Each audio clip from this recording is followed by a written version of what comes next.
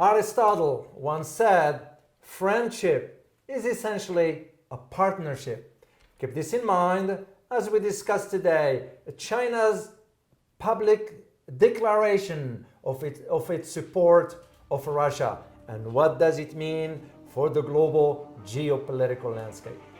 My name is Dr. David Walaloo. And my name is Dr. Ross Stewart. And you are watching Geopolitics in Conflict. The world's largest oil producer, Saudi Arabia, is reportedly asking to join BRICS. Saudi Arabia, it wants to be a part of BRICS, a bloc of 5 major emerging economies, including China and Russia. Xi Jinping and Vladimir Putin are increasingly forming an authoritarian alliance. What unites them? Mutual animosity towards the United States. A sign that both leaders desire to reinforce a personal friendship that has brought the two countries closer than ever. Do you see a possibility of these two leaders actually dictating the direction, the global direction? Good to see you, Ross. Nice to see you too, David. You know, all the interesting things going on in the planet right now, we pretty well decided at the top of the list, or near the top of the list, is the relationship between Russia and China, and how China has made a declaration of support for Russia. Indeed,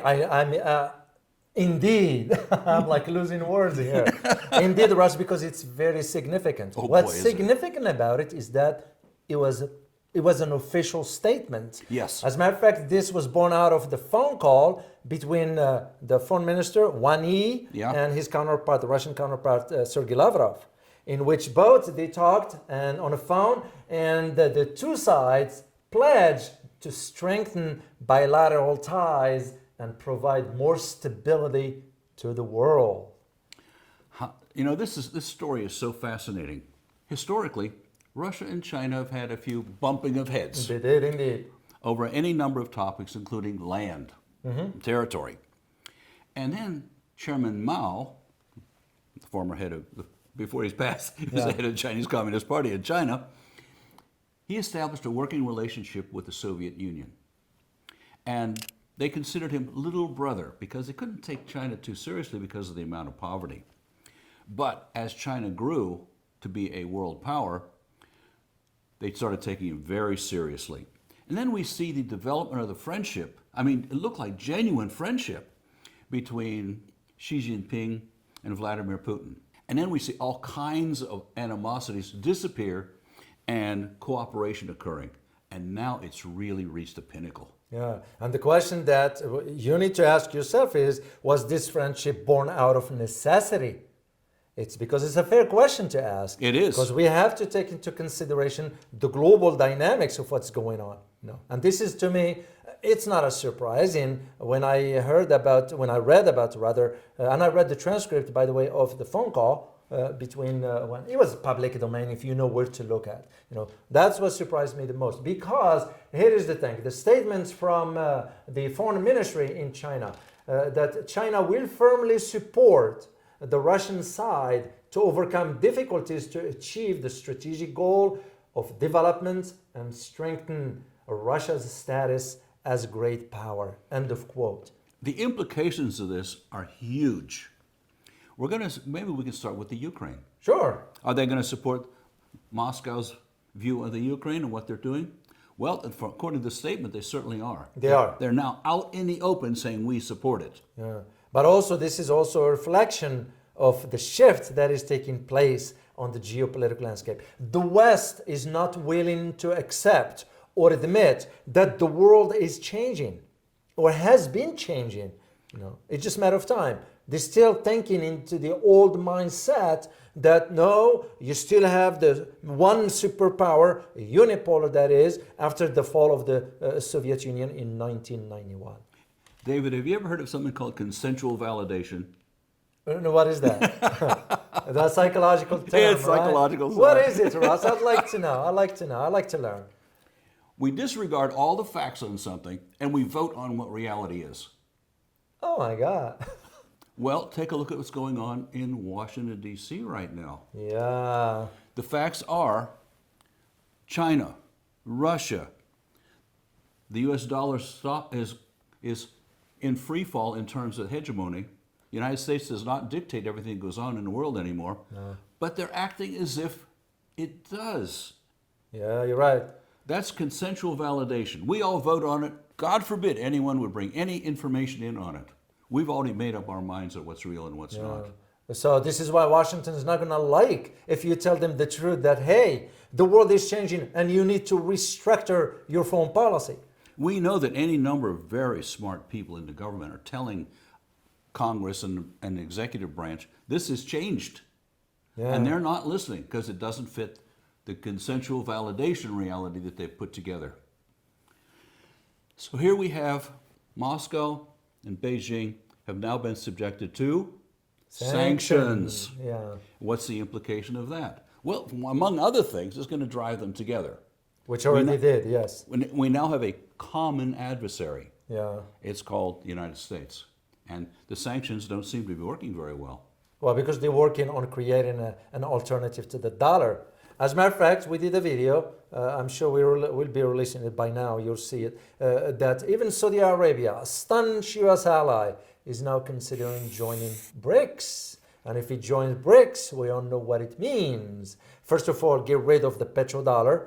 That doesn't mean the dollar would drop completely from the Saudis' transactions with the US. No. It's just in the energy field.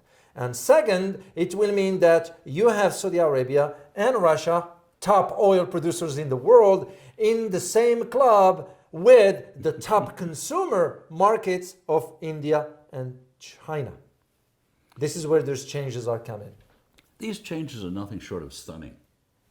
And it isn't that the handwriting has been on the wall for anyone who wants to read it for quite some time. Exactly. You know, the first time I heard this was 1975. Wow. A forward thinker, geopolitical expert, said, this is what's coming. We cannot stop it, but we can adapt to it. Yeah. Of course. Of course it is, yeah. Well, this is a valid point, Ross. It's because also when we talk about the petrodollar being dropped, we're not saying it's going to be dropped tomorrow. Right. No. This is going to take time because even for the BRICS, the Brazil, Russia, India, China, and South Africa, they have to build a financial infrastructure to sustain and manage this new conversion of the transactions.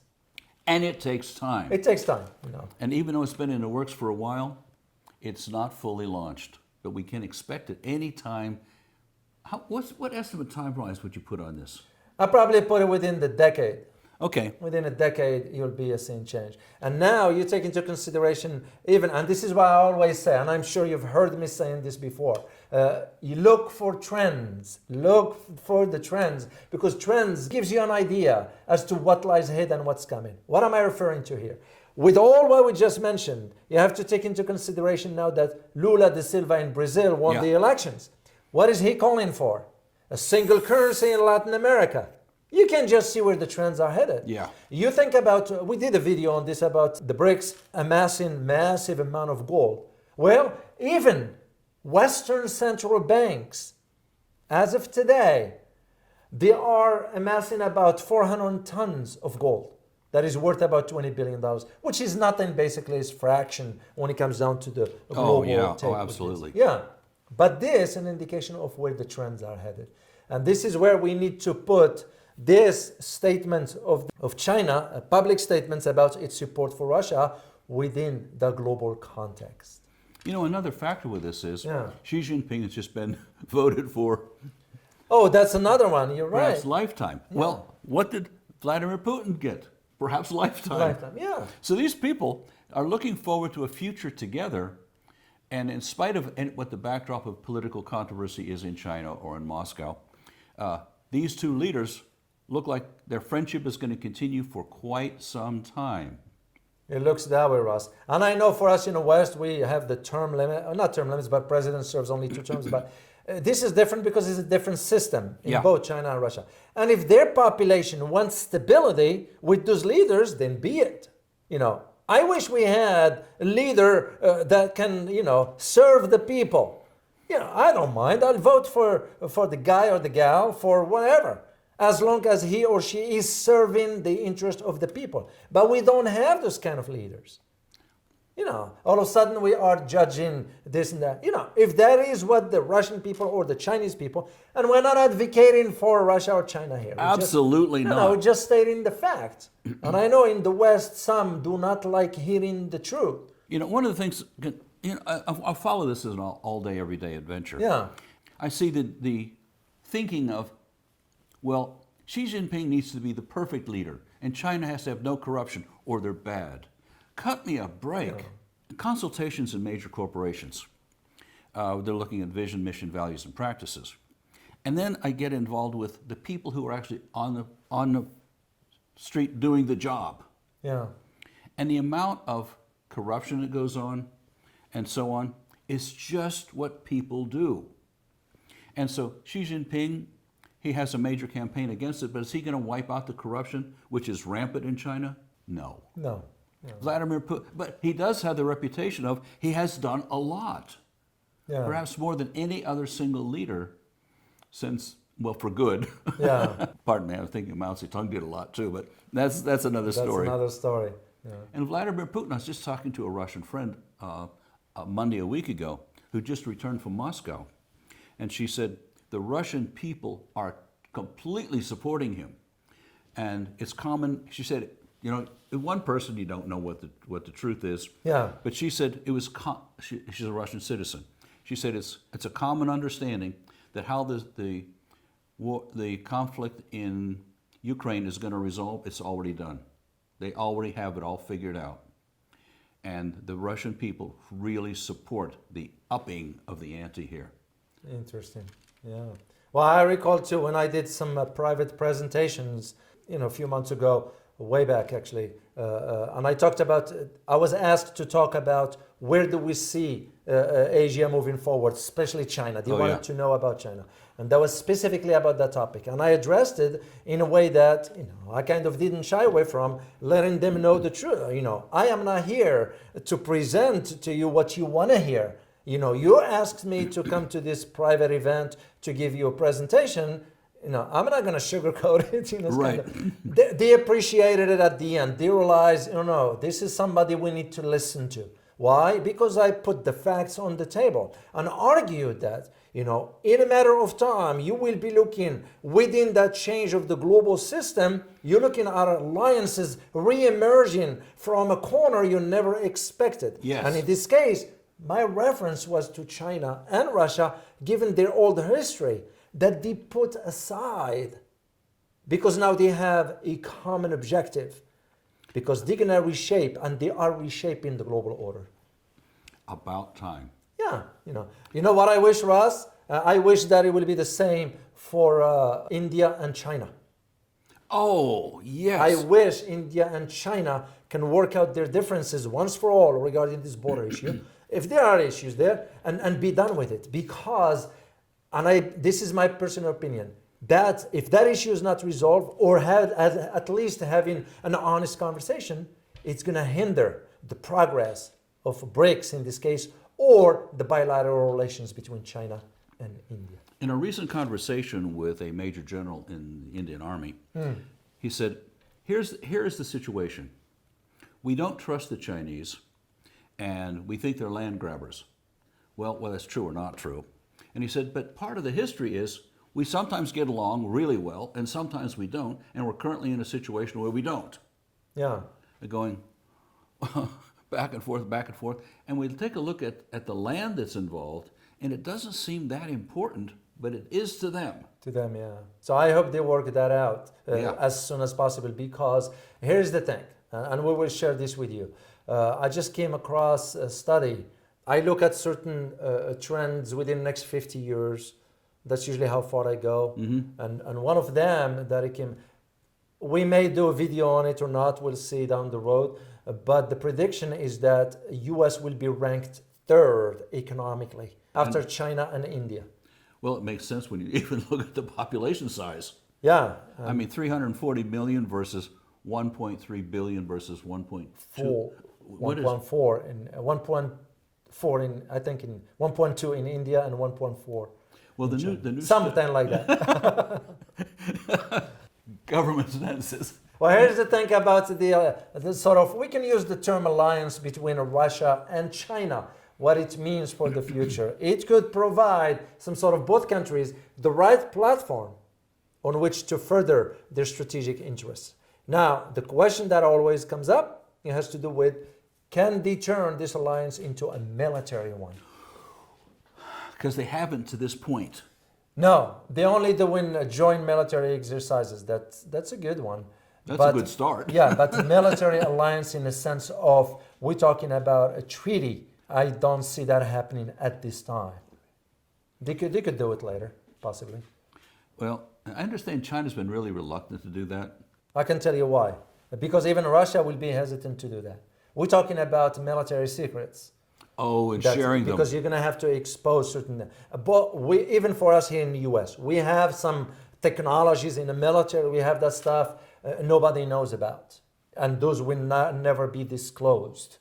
I kind of aware of some, but it'll never be disclosed because that's just how it is. So China and Russia will be operating from that perspective.